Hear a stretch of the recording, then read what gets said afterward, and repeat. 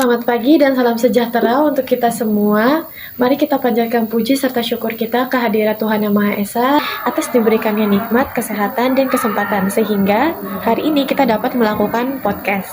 Yang saya hormati kepada narasumber dan peneliti yang telah hadir pada kesempatan kali ini. Dan kepada teman-teman juga yang akan menonton podcast ini dimanapun kalian berada. Langsung saja saya Raina Rahma dengan NIM 1106625089 selaku moderator. Hari ini akan memandu sesi podcast pada pagi hari ini.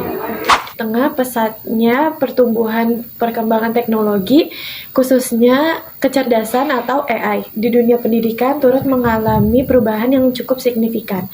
Nah, karena hal ini muncullah beberapa pertanyaan yang menanyakan tentang posisi dan peran guru di era AI. Nah, pada podcast kali ini kita akan membahas tentang peran guru di era AI tergantikan atau semakin dibutuhkan. Untuk mengawali diskusi pada pagi hari ini, saya persilakan untuk narasumber dan peneliti untuk masing-masing perkenalan secara singkat saja, mungkin dari narasumber dulu. Perkenalkan, nama saya Anita dengan NIM 1106625101. Perkenalkan, saya Meli Tiapsari Triadi dengan NIM 1106625081. Perkenalkan, nama saya Putri Diana dengan NIM 1106625032. Perkenalkan, nama saya Davina Mahdanisa dengan NIM 1106625121. Baik, terima kasih untuk narasumber dan peneliti untuk perkenalannya. Selanjutnya kita akan memasuki sesi diskusi dan sesi tanya jawab yang berkaitan dengan peran guru di era AI. Jadi kita langsung aja ke pertanyaan pertama ya, Mbak. Silakan. Menurut Mbak, bagaimana peran AI pada saat ini sangat mempengaruhi dunia pendidikan secara umum? Menurut saya, peran AI itu udah sangat cukup mempengaruhi dunia pendidikan pada saat ini ya. Terutama tuh dalam peran guru. Kalau misalkan dulu tuh peran guru cuma ngasih materi pembelajaran ke peserta didiknya. Kalau sekarang menurut Suyanto itu tahun 2017, dia tuh bilang kalau misalkan peran guru tuh bukan cuma itu aja, tapi sekarang peran guru tuh sebagai fasilitator peserta didiknya. Gimana guru tuh bisa membimbing, ngedampingin siswanya buat ngeeksplorasi AI atau dunia digital lainnya supaya lebih efektif lagi. Terus AI ini juga mempengaruhi soal pembelajaran, teknik pembelajarannya, metodenya. Kalau misalkan dulu itu teacher center, sekarang jadi student center. Jadi centernya ada di siswa. Jadi peran guru itu buat ngefasilitator, ngedampingin siswa, ngeeksplorasi. Jadi siswa tuh belajar mandiri tapi tetap didampingin sama guru. Itu sih. Nah, tapi kalau menurut saya, pernyataan dari Mbak Meli ada benarnya, tapi menurut saya AI itu tidak selalu berdampak positif, apalagi bagi siswa. Apalagi saat adanya student center tadi, perpindahan siswa untuk menggunakan AI itu pasti membuat siswa jadi kelimpungan dan jadinya nggak tahu harus gimana gitu. Terus karena ada AI ini, jadi siswa-siswi itu kurang berpikir kritis. Jadi apa-apa udah ada, apa-apa tinggal AI, apa-apa gunakan AI, nggak pakai kemampuan dirinya sendiri gitu. Terus teknologi ini masih belum merata gitu loh. Jadi kayak di beberapa wilayah banyak siswa-siswi yang bahkan belum mengerti gimana cara penggunaan AI dan gimana AI itu gitu. Jadi kayak masih belum merata gitu. Jadi itu kurang positif sih berdampaknya. Tapi saya paham sih apa yang dimaksud sama Davina sendiri. Karena apalagi di bagian kalau AI itu membuat siswa itu kemampuan berpikir kritisnya itu semakin berkurang. Karena banyak banget siswa yang pakai AI itu hanya untuk mencari jawaban instan untuk tugas atau apapun lainnya. Tapi itu bukan berarti teknologinya yang salah. Tapi yang salah itu terletak dari bagaimana cara kita menggunakan teknologi itu sendiri. Karena pada dasarnya AI itu, teknologi itu diciptakan untuk membantu manusia, untuk meningkatkan efisiensi berbagai pekerjaan manusia. Jadi kalau dilihat itu sebenarnya kehadiran AI itu malah membuat peran guru itu sangat penting. Di mana guru itu harus bisa membimbing siswa kayak gimana mengefektifkan penggunaan AI ini. Juga bisa membantu siswa untuk menunjukkan mana sih prom-prom yang bagus, gimana prom agar pembelajaran menjadi lebih efektif. Kayak AI itu banyak banget kegunaan, contohnya kayak kita bisa menggunakan AI untuk pembelajaran tuh bukan hanya mencari jawaban instan, tapi juga membantu kita belajar gimana sih langkah-langkahnya, mulai dari matematika ataupun teori-teori berbagai macamnya. Juga AI itu bisa berfungsi untuk teman yang baik untuk kita ajak berdiskusi juga kok. Jadi AI itu menurut saya berdampak positif kalau digunakan dengan strategi yang tepat. Seperti itu sih. Setuju sih sama kalian. Berarti kayak kalau misalkan dilihat tuh sekarang AI ada sisi negatifnya, ada sisi positifnya. Jadi perkembangan AI itu balik lagi ke masing-masing individunya. Jadi sebenarnya bisa jadi peran guru itu sebenarnya sangat penting, malahan di era AI saat ini. Dan itu sebenarnya dari masing-masing siswanya mungkin cara menggunakan AI-nya seperti apa. Kita lanjut ke pertanyaan selanjutnya. Menurut Mbak, seberapa siap dunia pendidikan khususnya para guru untuk menghadapi dan memanfaatkan AI? Kesiapan guru dalam menghadapi perkembangan AI itu sebenarnya belum sepenuhnya optimal karena dapat dilihat dari adanya kesenjangan dalam penguasaan teknologi dan literasi digital yang dimana perkembangan teknologi seringkali lebih cepat dibandingkan dengan keterampilan guru menurut Ahmad 2025. AI ini juga membawa perubahan paradigma dalam pembelajaran, yaitu teacher center menjadi student center yang dimana guru tidak lagi menjadi pusat informasi melainkan membantu siswa untuk memahami pengetahuannya secara mandiri menurut Rahma 2020 dan Hendayani 2021. Sebenarnya pernyataan dari Mbak Dita sangat benar ya, tapi menurut saya pernyataan tersebut terlalu menekankan sisi positif dari AI. Pada kenyataannya kesiapan guru itu belum optimal sekarang, di masa sekarang. Justru bisa menghambat penerapan pembelajaran berbasis AI kepada siswa dan siswi. Tidak semua siswa bisa aktif dan tidak pasif dalam penggunaan AI ini. Terus juga karena bergantung pada teknologi, jadi siswa perubahan paradigma ini masih memiliki banyak keterbatasan dalam praktiknya. Kalau misalnya soal kesiapan guru dan siswa yang belum merata, menurut saya itu masih lebih masuknya ke proses adaptasi ya, bukan berarti student center itu nggak efektif. Malah dari situ mengapa peran guru itu menjadi penting sebagai pembimbing dan juga pengarah. Jadi siswa tuh nggak sengaja dilepas gitu aja, gimana lah pakai AI juga udah belajar dari sana, enggak kayak gitu. Tapi kalau soal tentang siswa yang menjadi pasif itu balik lagi ke yang tadi, gimana tergantung kita menggunakannya, gimana cara kita memanfaatkannya. Kalau memang ya kalau misalnya dia langsung menerima jawaban secara gamblang, jawaban secara cepat, itu memang siswa akan menjadi pasif. Tapi kalau misalnya siswa diarahkan untuk menganalisis, membandingkan, juga mengkritisi informasi, itu malah bisa melatih siswa untuk berpikir kritis, dan hal itu sejalan dengan teori konstruktivisme. Jadi guru tuh masih juga belajar tentang AI ya, karena AI kan cepet banget nih berkembangnya. Jadi guru-guru juga masih belajar, karena guru juga butuh adaptasi buat ini. Oke, lanjut ke pertanyaan selanjutnya ya Mbak. Dalam konteks pembelajaran, bagian mana dari peran guru yang tidak dapat tergantikan?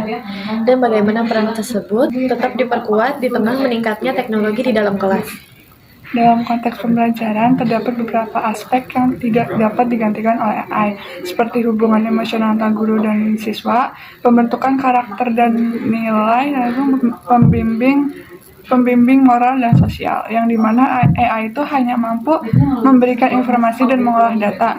Lalu untuk memperkuat peran guru di era AI itu, yang pertama ada penguatan interaksi humanis seperti empati, mentoring dan komunikasi. Lalu integrasi AI hanya sebagai alat bantu, bukan pengganti. Lalu ketiga ada penekanan dalam pembelajaran yang bermakna dan reflektif. Yang terakhir itu ada penguatan pendidikan karakter dan beretika.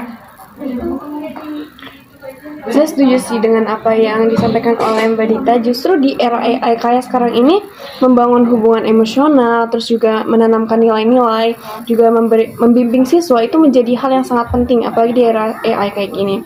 Terus meskipun informasi sangat mudah diakses dan juga sangat cepat ya, tapi siswa tuh bukan hanya butuh pengetahuan, bukan hanya sekedar butuh informasi, tapi juga membutuhkan makna, juga butuh dijelaskan, juga membutuhkan arahan, juga butuh arahan secara langsung, bukan hanya melalui bukan hanya melalui AI aja. AI juga nggak bisa menggantikan empati sama interaksi nyata. Jadi peran guru bukan tergantikan, tapi lebih ke diperkuat oleh teknologi kayak gitu sih. Benar-benar. Menurut saya pernyataan tadi benar. Kalau peran guru tuh tidak bisa tergantikan dan tetap penting untuk kehidupan siswa dan siswi. Tetapi beberapa aspek yang dianggap tidak penting itu sebenarnya sudah digantikan oleh AI. Zaman sekarang sudah beberapa hal sudah tergantikan oleh AI. Seperti memberikan motivasi belajar personal, umpan balik, serta interaksi simulasi. Karena AI itu kita udah bisa interaksi, kayak dia bisa menjawab apa pertanyaan kita, terus kita juga bisa curhat sama AI sekarang. Terus selain itu terlalu menekankan bahwa AI itu hanya alat bantu itu menurut saya kurang tepat. Karena membatasi potensi inovasi dalam pembelajaran. Jika guru tidak meningkatkan kompetensi digital, akan ada ketertinggalan. Maka bukan tidak mungkin beberapa fungsi pembelajaran yang dilakukan oleh guru akan digantikan oleh AI. Oh, jadi tetap aja AI itu nggak bisa gantiin guru ya, karena yang tadi seperti Mbak bilang, dia AI itu nggak bisa empati, dan siswa-siswa tuh juga butuh penjelasan tuh langsung, karena belum tentu AI itu sesuai dengan apa yang siswa itu mau. Selanjutnya yang mana, kita di tengah pesatnya perkembangan AI, bagaimana sih strategi konkret biar guru itu tetap relevan, dan apakah kuncinya itu ada pada bagian apa? Pada bagian penguasaan teknologi atau peran humanis, seperti membangun karakter, empati, dan nilai moral siswa. Kayaknya kita nggak bisa milih antara salah satu. Kayaknya kita nggak bisa milih salah satu di antara itu ya, antara teknologi atau peran humanis. Kalau misalkan kita terlalu fokus sama teknologi, nanti gurunya bakal bisa tergantikan. Kalau misalkan nggak ngikutin teknologi, gurunya bisa tertinggal. Jadi mungkin kita bisa memperkuat teknologi, tapi peran humanisnya tetap ada. Terus menurut yang saya baca di salah satu buku wawasan pendidikan itu ada bahwa pendidikan itu sebagai sarana untuk pengembangan manusia. Yang di situ ada banyak, tapi saya cuma pilih 2 yang relevan sama pertanyaan ini. Yang pertama itu ada pengembangan intelektual, yang kedua itu ada pengembangan emosional.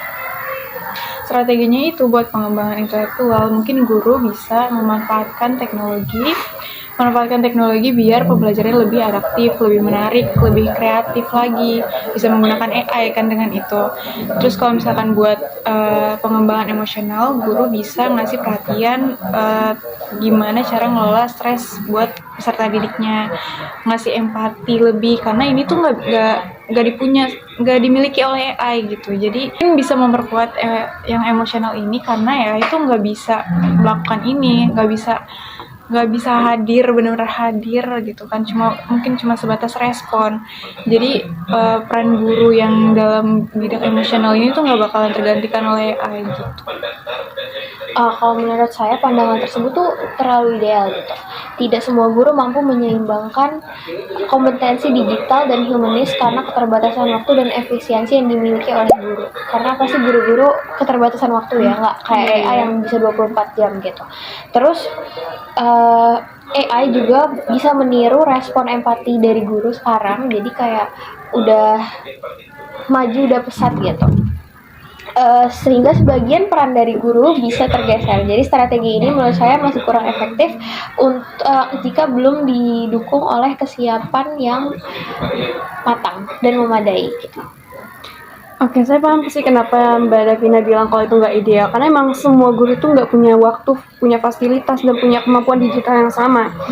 Tapi sekarang saya bisa melihat sendiri proses adaptasinya yang udah mulai pelan-pelan ada gitu. Contohnya kayak ada dosen yang menggunakan AI untuk membuat visual atau gambar yang buat ngerangkum materi sehingga mahasiswanya bisa mengerti materinya itu lebih mudah.